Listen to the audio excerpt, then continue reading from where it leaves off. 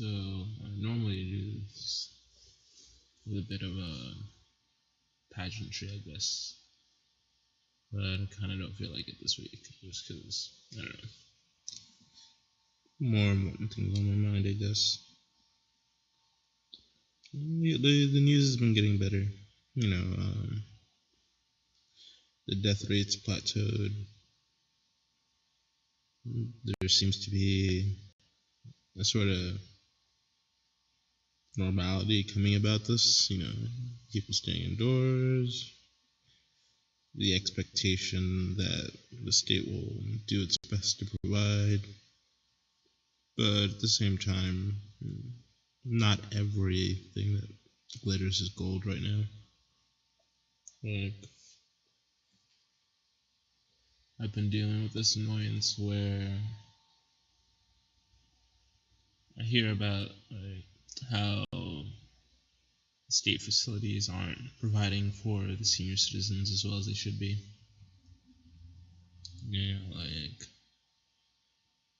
It started off that senior centers were providing meals to seniors, right? And that was going well because it's an extension of the standard Meals on Wheels program. Eventually, the city decides to centralize the catering for all these programs. And in the process, they realized that they were missing a bunch of seniors because the catering company was using robocalls from an unfamiliar number to contact the seniors to ask them if they'd been getting their meals or if they want meals, things like that. So it just becomes this whole headache. And it's funny because hindsight is 2020, right? Maybe we shouldn't be switching programs in the middle of a disaster. Maybe phasing one out as we phase a new system in would be the right way to do these things. But what they did instead was just tell all the senior centers to abruptly stop producing food, as the city's caterers produces to meet the demand. But sure, they're able to make enough, but they can't get the distribution right. So the devil lies in the details, and people have been fed in over a week. Yeah. And it's little shit like that. I'll occasionally turn on the news and see the governor in a spat with the president saying thank you. We're not being given credit where he feels credit is due. It's just ego measuring bullshit.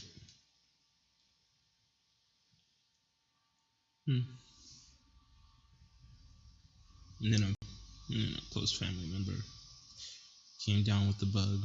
Now they've recovered.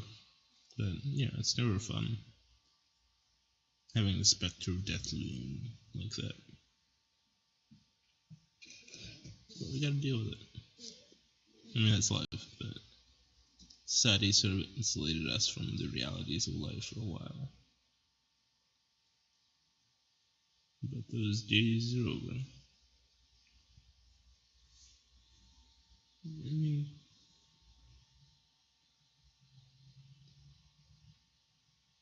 It's a point of contention that I keep coming back to, right? How fear keeps societies going. But what's interesting is been thinking about how fear inspires us to do better, Sure, run faster, fight harder. You don't want the barbarians coming in, killing and raping your kids. But then, oddly enough, I don't think fear makes it easier for us to build better. The things that demand mental labor, attention, focus. Maybe not for most of us. I know some of us do. excelling under pressure. And for the vast majority of society, you can't really be building great works if you're afraid to die.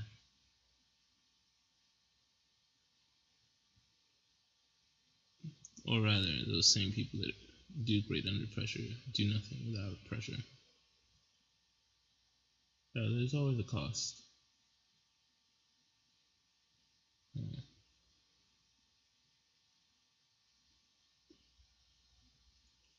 I'd like to add music, but nothing could quite capture the mood.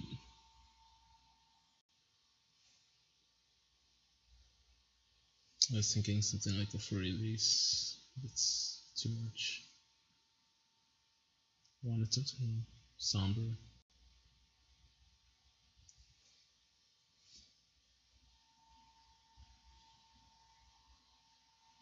The nice thing this week was I found an audiobook online for the book I've been reading, Children of Time. It's been great. It's about humanity after we've destroyed ourselves. And 10,000 years later, what's left of us leave the planet, generation ship. But it's a sleeper generation ship, so people go into suspended animation for centuries at a time as they navigate between the stars.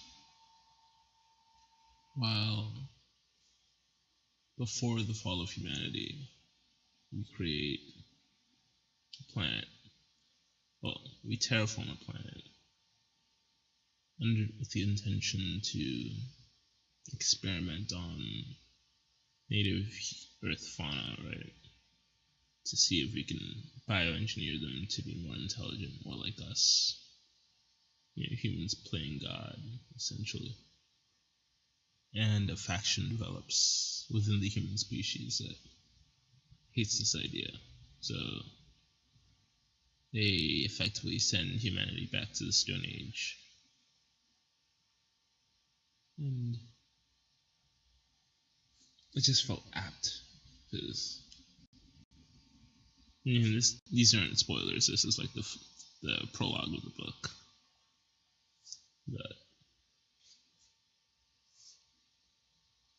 it feels in some ways that there's a regressive tendency going on against people that make progress.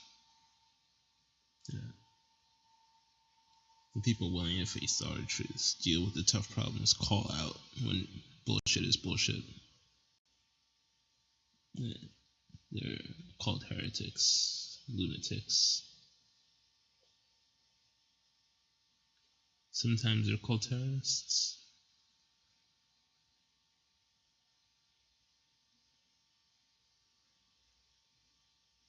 And it's funny, like, the terrorist groups that we do have, right? Boko Haram, Al Qaeda, the NRA. Which NRA? Both.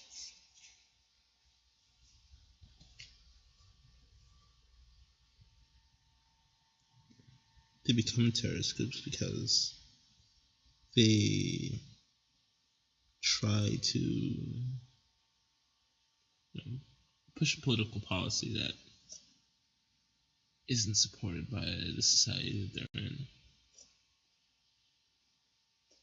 Like, Boko Haram has been interesting for me because it's from where I'm born, from where I was born, rather. And the essential idea behind them is that Western education's damaging to society. So they're a aggressive group. Like, in the most basic idea of regression, right? But then you look at what's happening around us right now. And the growth of society is the huddled masses clustering together brings disease. Once the health of the society falters, once a certain ratio of the society becomes immunocompromised. And it's funny that the very forces that create the problem also provide the solution. In those huddled masses, you have enough educated, enough capable to fight through the catastrophe and make advancements that push society forward. I always think it's beautiful. Like, in some ways, it becomes a great filter. And then that becomes the next question. Is this humanity's great filter? Do we make it through the filter? Do we falter? Do we create something worth keeping us here? Because it's really how I see this, right? Reality is the judge of humanity. And with every generation, we have to create something, a work that warrants our continued existence, where the forces of chaos consume us. In the 1980s, it was the internet, computer revolution. The 90s were the websites, the whole proliferation of different mediums and communication channels. With the 2000s, things started to, digress a bit.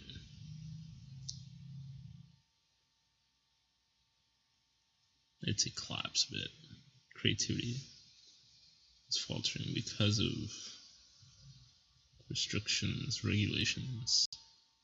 The standardization of internet communication made it more difficult for newbies to come in. It's kind of like Google came out the way they did. What was it, 96, 98? They released a simple site, a very clean web page, whereas everybody had cluttered, messy pages. It was a thing of elegance what they did. In a simple search engine, they provided a simple service. So it's kind of what's happening now. The big people, the big corporations, overextended, overreached, overcrowded, have to pare down.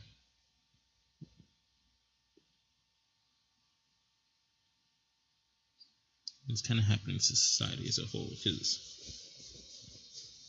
we all knew that the global population was becoming top-heavy in some ways. Part of why this problem is becoming suspicious is because the reports have been coming out for a while how different countries are becoming overburdened with the elderly. 60-40 ratios, in China, Korea. But it's such an ungrateful stance to take. The people that built the society are now seen as a burden to it.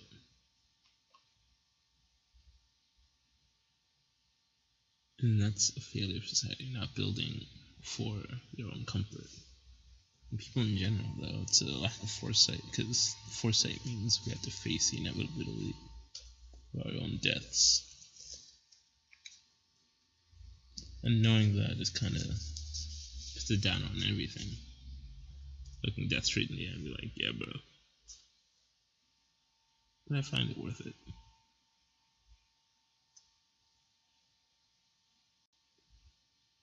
Which brings me back to this idea of terrorists, right?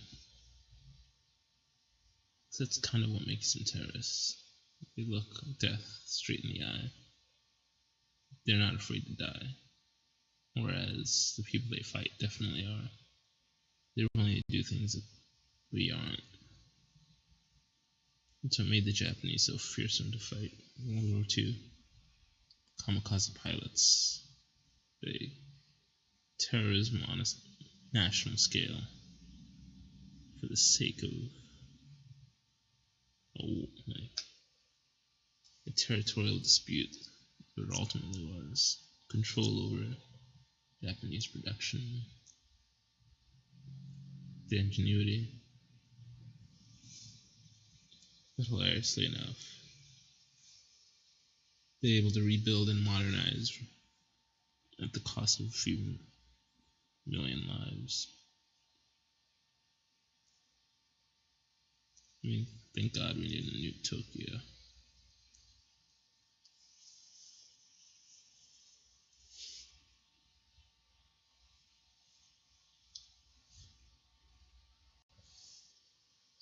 But they think about it in the way, political dogma has been going about the rhetoric around countries deciding who's to blame. And then the fear of what happens when the truth actually does come out, when you can actually point at some nation, some small group. It becomes a self-defeating cycle of destruction, trying to, get somebody back. Vengeance isn't worth it. It just isn't.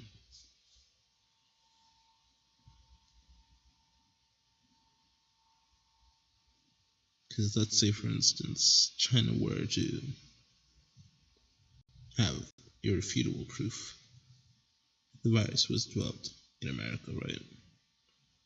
But then America releases proof that agents in Beijing, the highest level of the Chinese government, instigated the theft of the virus into their own nation. Who's to blame? Is it America for producing it, or China for stealing it? You can say it's both. And the way media spin works is that if the Chinese government were to say that it was America's fault, which they are, but never went up to their own side of things, and the American government says, China was doing the research in their lab, never owning up to how America may have produced it, even if these are not the truth facts, it's just the rumors spewing about and being reinforced. Agents in each of these nations will have reason to push for war. You then have, when you have a two-party system, as we do here in the States, and one of them is definitely more, aggressive militarily. We have people cooped up inside looking for someone to blame.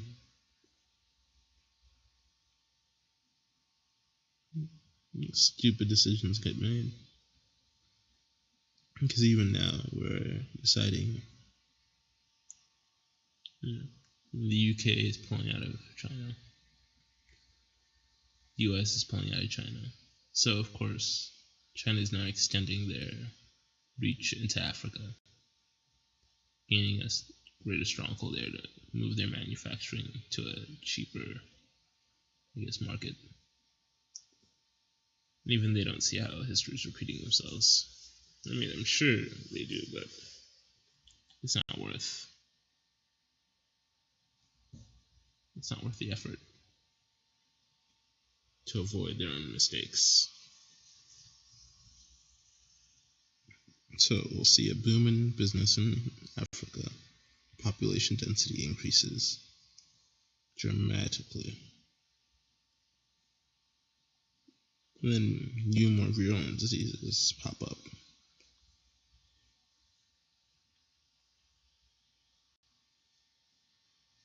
That gives us, 30, 40 years for the next big plague.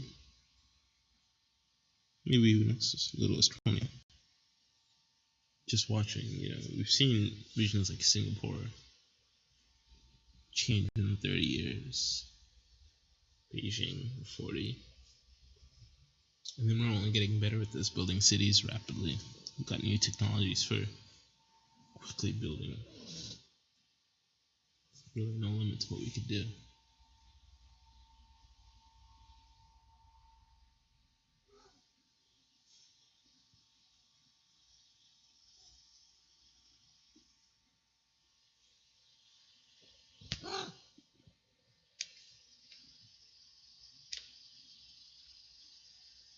Right now. Oh.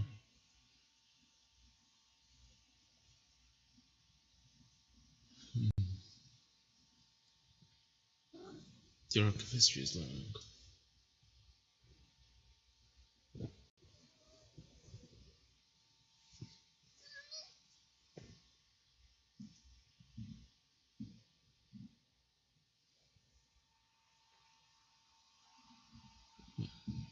Funnily enough, I started to see people as automata, self-determined machines.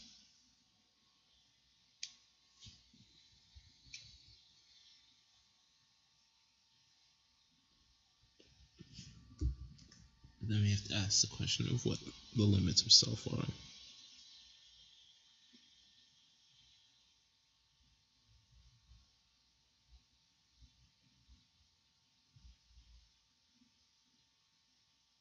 And it's a funny one because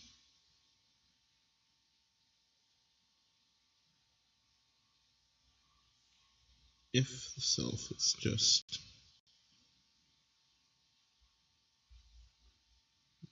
your collection of memories,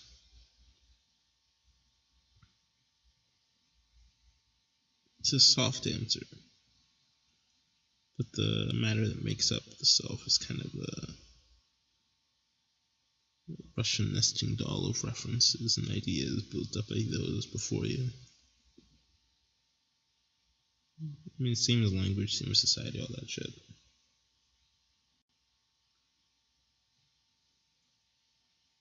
Because I've been watching this show called Devs about, software engineers with god complexes.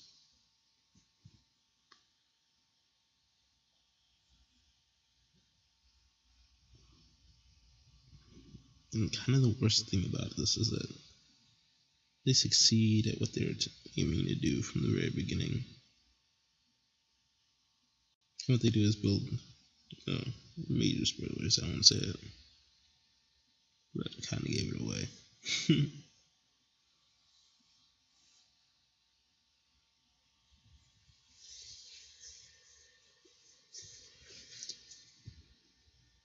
But the goal of building something new, changing, creating, right?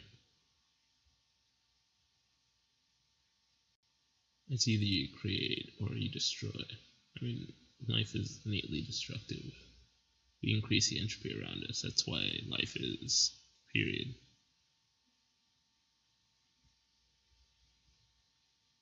Mm. The reason life exists is because we're very efficient at turning the ordered energy of a planet that's getting, the right amount of sunlight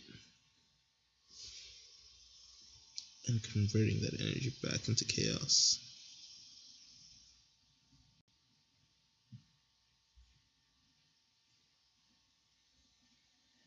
We're the heat sinks of the Big Bang. And I love playing it forward. Because the most chaotic systems necessitate a level of order. As we can see it in the Mandelbrot set, it's infinitely chaotic. The deeper you dive, the more chaotic it gets. The more minuscule the details go. And you get crazy things. You start using fractals like that. Like nesting fractals, kissing fractals, touching fractals. Kissing and touching aren't the same. Intersecting fractals.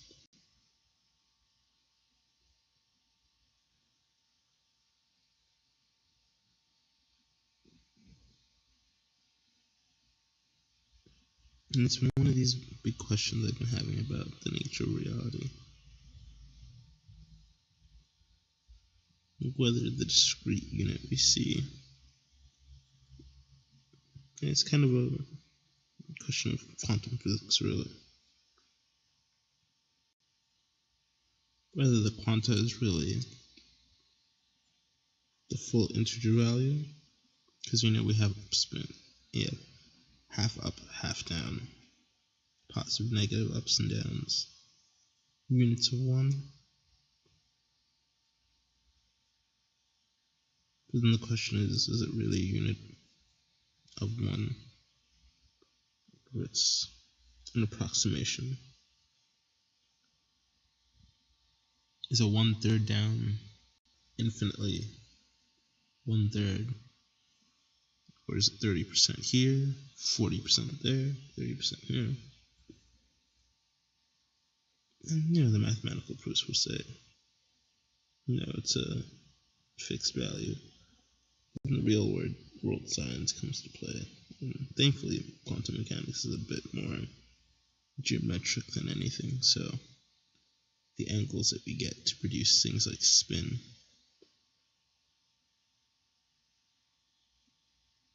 are more fixed ratios of the angles between the degrees of freedom that the atom can move. So I guess you can say that third is a result of being in a three-dimensional space. And this has been another fun thing for this week, right? I've been working on incorporating Bret Weinstein's, how do you say, attempts to set a unified theory into the work I've been doing, because his formulation involves mapping the mind onto space, because for every unit of length, width, and height, you have to be able to measure the length, width, and height, and then the angles between lengths, widths, and heights. So three-dimensional space becomes tacked on to a 10-dimensional spread, I guess is what it would be called, mental space. So the mind is inherently more complicated than the space in which it exists. And that realization, it's kind of a mind blower.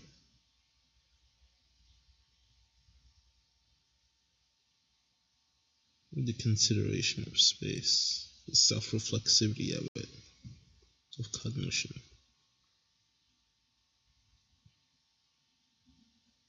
Because then, if you lay down the traditional M theories with 11 dimensions, right, then you have to start considering the cognitive load it takes to understand things in 10, 11 dimensions. You have 40 degrees of freedom. Oh my god. It may actually be. I haven't actually done the math on this one, maybe factorial, but I really don't want to do the math on this one. I'd rather save it for my computers to do. But even they aren't really considering it. It's some mechanical process. And even it's a way of approaching reality that breaks even quantum machinery. And it asks the question of whether or not cognition, thought, is a more fundamental truth of reality than anything.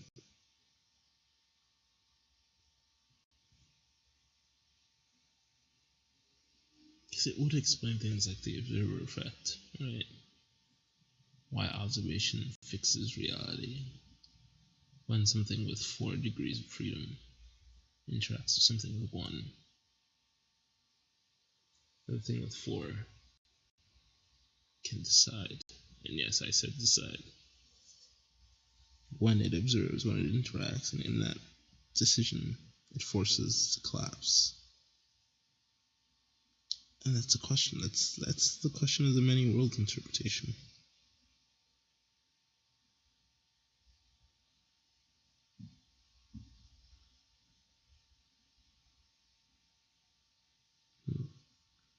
It isn't the will decision that does things. It's the unconscious decision that decides.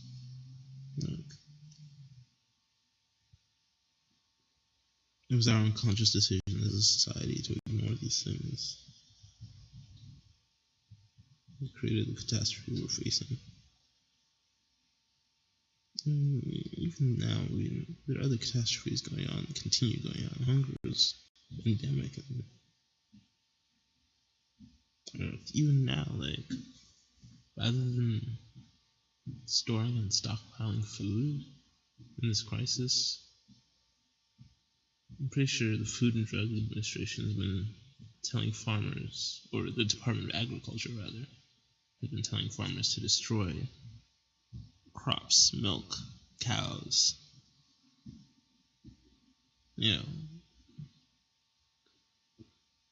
to help maintain prices rather than keep our stores up. And, the biblical allegories are everywhere. Like,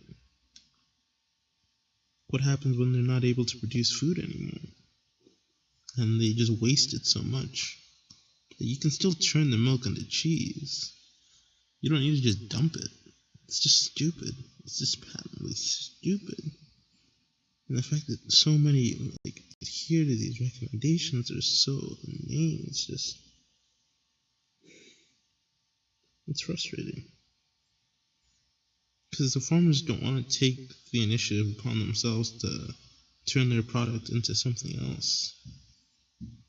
They've set up the system to only produce milk, and then they ship it out. So when there's nobody to take it, they just destroy it. Well, if you leave cheese long enough, it turns into other useful things. You can buy some cultures and start doing some experimentation.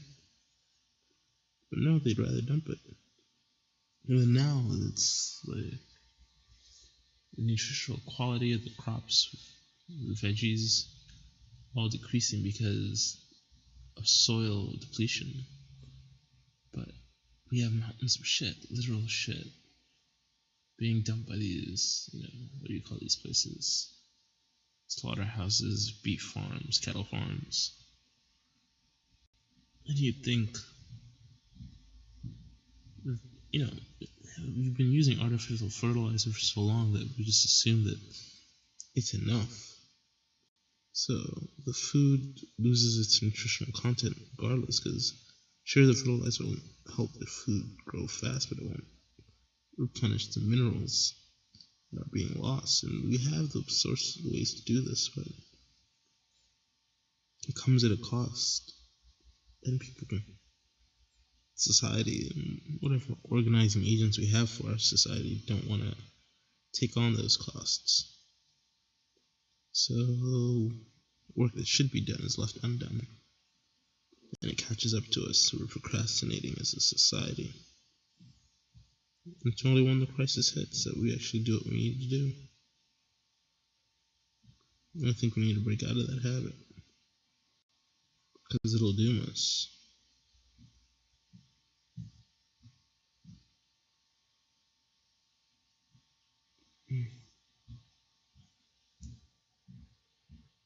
Man. Part of the reason I like doing these things with music is it helps me keep a pace. Yeah. When there's a beat behind me.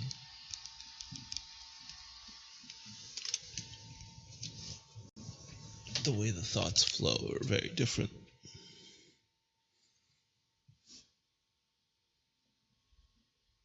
This way it feels more like a therapy session than anything. And as fun as therapy was,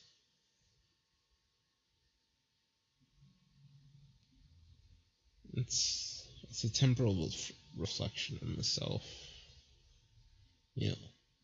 Instead of seeing yourself as a glimpse in the mirror, you get to hear yourself spewing on yourself A good therapist acts as the reflecting agent, taking up bits to focus on. I wonder if more people should do something like this. Just share their thoughts. I mean, we do. We have our Instagram posts and whatever.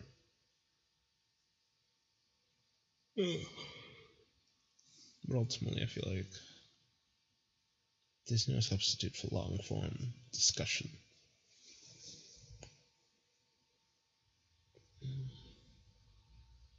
But to be honest, most of us don't really want to hear it.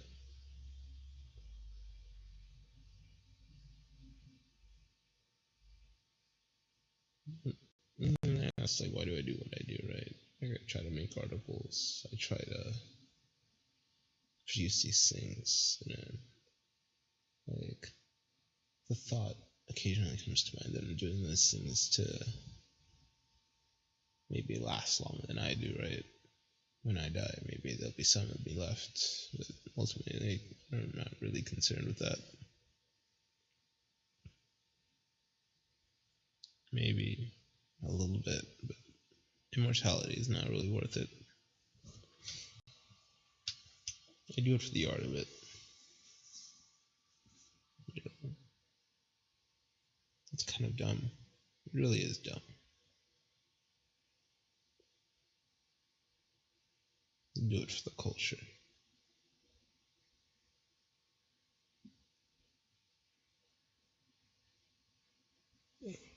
I've always kind of despised the idea that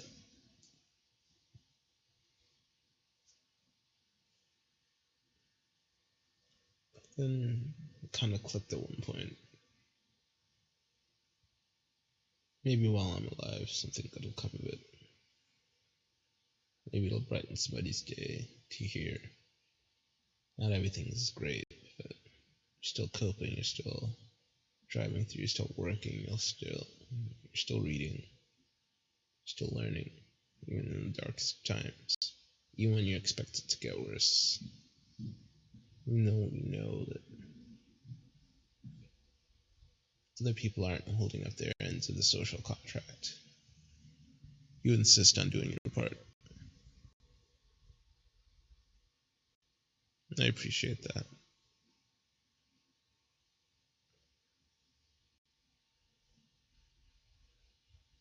Mm.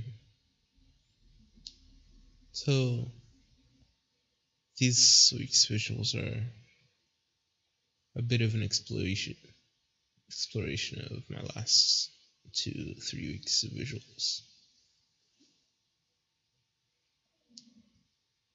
Like the bits and pieces here, I've been superimposing myself into these. I didn't really want to be seeing this steak. Not that I'm having an ugly day or anything. It's just the visuals speak for themselves. I just feel like I'm going into warp drive.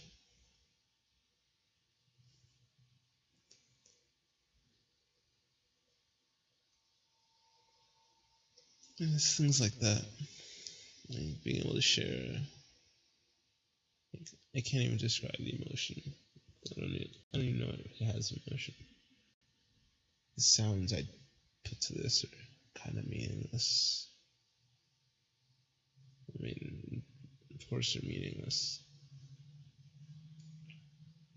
And in some ways, I just want to watch it, you know, for its own sake.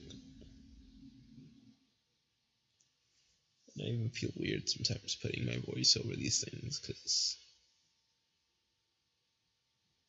it feels like a form of grandiosity that isn't warranted for what I talk about.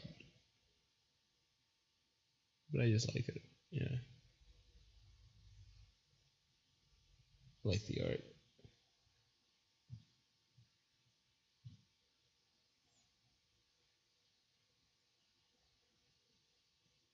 Someday, though,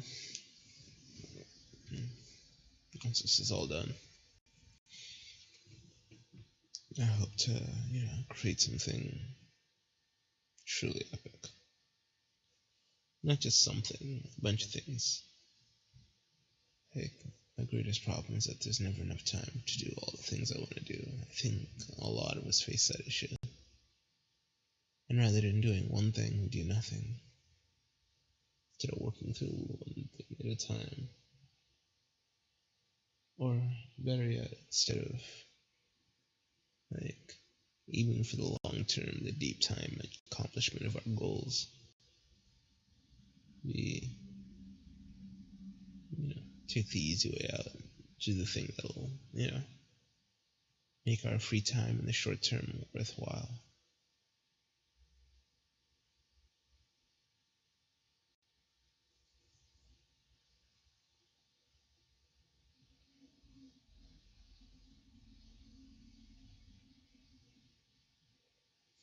Mm.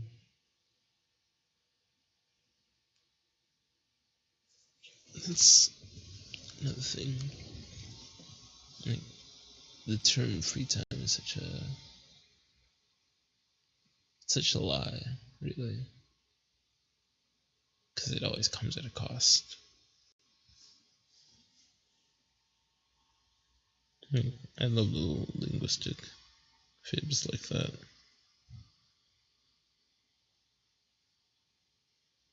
Like, do homeless people have free time?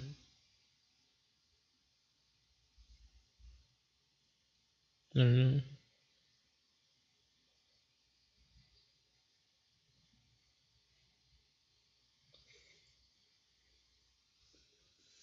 It's enjoyable to have free time. I mean, a lot of people hate it.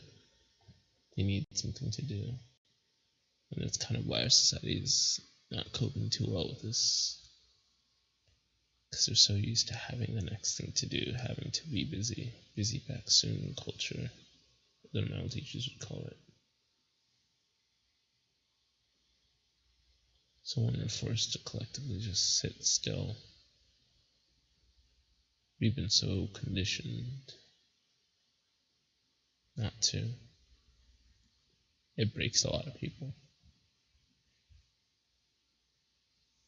And what's been worse is that as I've been looking forward, so many people are getting broken by this. Because they feel isolated, they feel alone. They're never used to sitting with their thoughts, being themselves, knowing themselves in every dimension. They need to distract themselves with other people, the attention of others, the adoration. I mean, not even like, not to say I'm better or anything like that. Like, there are definitely aspects of myself that, want to be seen, but I don't know. Something about knowing that it all ends, societies crumble. It kind of, it's a nihilism that I play in. Like, knowing that it doesn't matter, you can take the risks you want, say what you want, do what you want, but not just for selfish ends. That's when it becomes truly dark.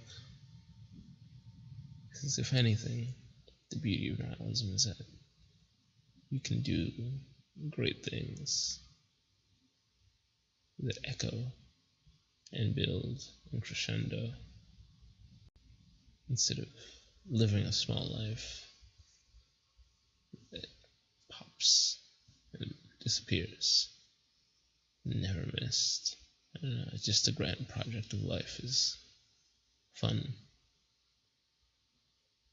Like, as much flack as Bill Gates is getting now, he always had a quote that hit me.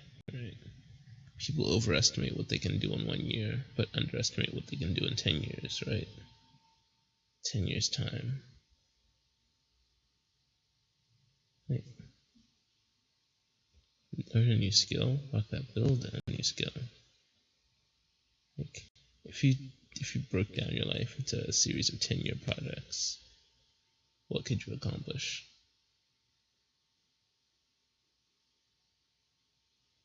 It's crazy to think. Like 10 years from second grade to the end of high school, how much we change. From 22 to 32, 32 to 42.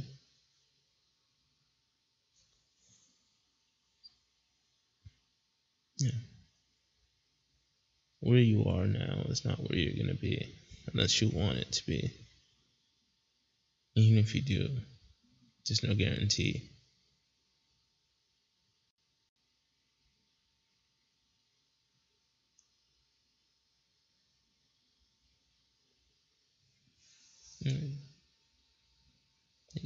We know how much a year can make. A year ago today, right? Preparing for 420. Yeah, the bacchanal of the substance inclined, I guess is what it would be. This year you can't even go out and meet new friends, but funnily enough, with the world as disconnected as it is, I've been meeting more people than ever. I guess it sort of suits my proclivities being an online person. I'm just talking to people over the web.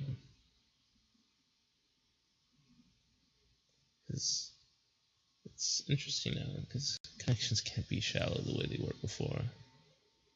We don't really want to deal with the bullshit because we all know we're going through shit. Some to different degrees. Some are losing people. Some are losing their livelihoods. Everybody's lost something. We've all lost time. So, as we all come out of this collective trauma, how do we deal? It's not going to help if we're all hypochondriacs. If we all become agoraphobic. Even though those traits may help in this current crisis, it's the aftermath that really proves, who's worth their weight in salt and water, who's worth being alive. And as dark as that'll be, that's the reality of it.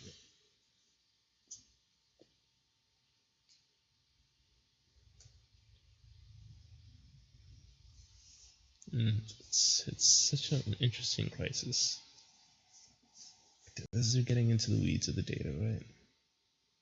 It's turning out that the people most impacted by this are those that already have pre-existing health conditions. So then, the illness forces everybody to become more vigilant about their health because they know it's going to be dormant in everyone eventually. If this is like a herpes or something like that, stress will bring it out.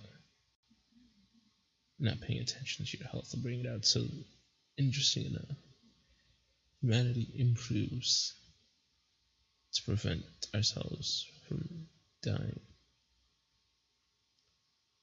And I think, as we reach this cusp of escape velocity, population-wise, and literally living the planet escape velocity,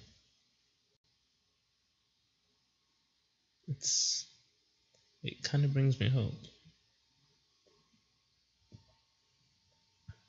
And I hate hope. But all signs indicate that if we learn our lessons from this, you build a better future.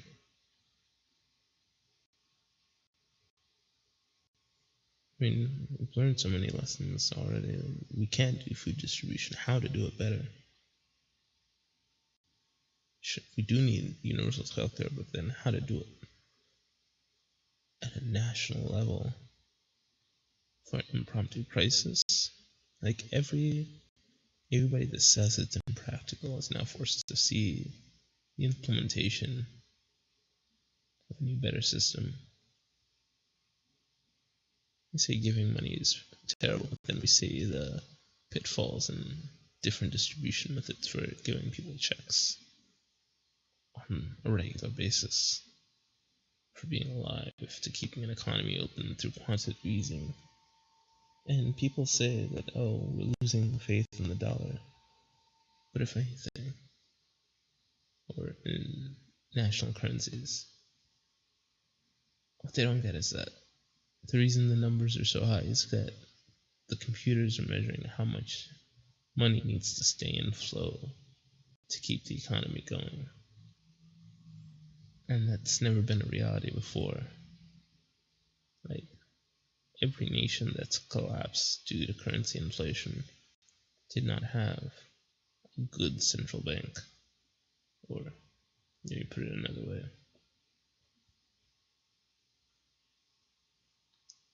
The cash management class can't have society fall on them, because then their currency is worthless. Gold is inefficient to carry. Bitcoin, digital currencies, the infrastructure needed to use them is ridiculous, like patently ridiculous.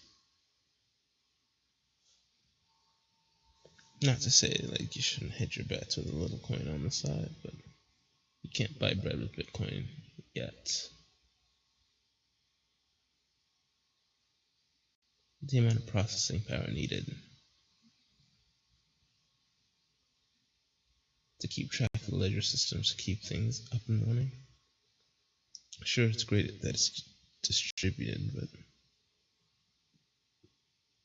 the beauty of cash exchange, that it needed so little. I mean, yes, you can exchange Bitcoin in a flash drive, but cryptocurrencies can only exist as an alternative to fiat.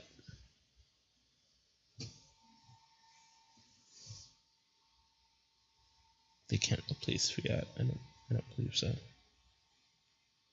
You can have a crypto fiat, which will be an interesting system.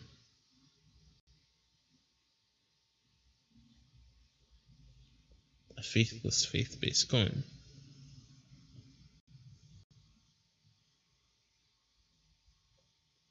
And even if we do go back to the gold-backed dollar,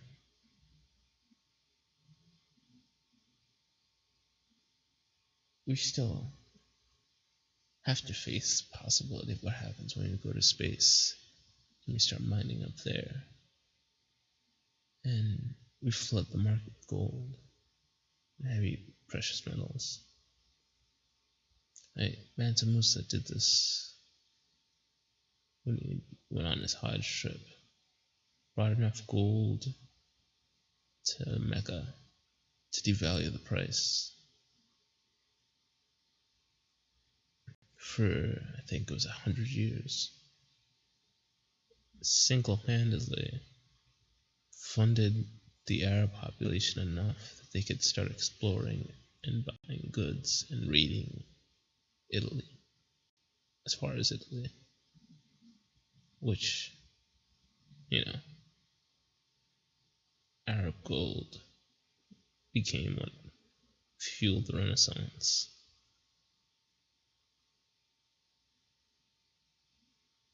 And then furthermore, that same, enterprising spirit triggered those that wanted more gold to go back to the source. They realized it wasn't from the Arabians, it was from Africa. So it's this weird full circle goes around with economies, with life. And it's fun. I think that's what it is, really. It's about having fun. Emotion being the true currency of life. There's nothing really replaces any of that. We use our money to buy our emotions, to buy our way into good ones, to buy our way out of bad ones. We take drugs, we eat nice food, We go on these trips to change the state in ourselves to be more joyous.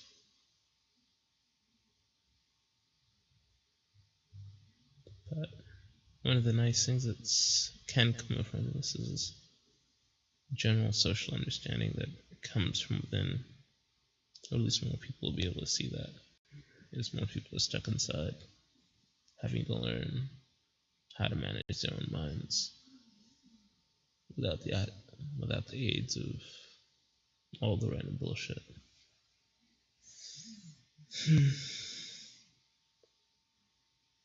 But I also want to say that people should be ready. There is a decent potential we may all lose internet access. I'm somewhat ready. I got work I need the internet for, but I don't at the same time, so we'll figure it out. Anyway,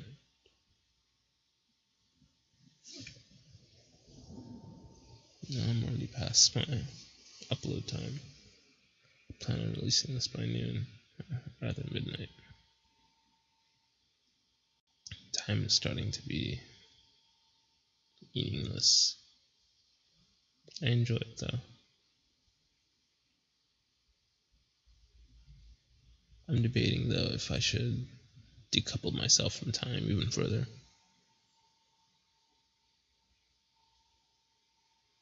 Just because I seem to be more productive when I don't have to adhere to fixed schedule. Then the question is, how do I get the material out? We'll see. We'll see. Alright.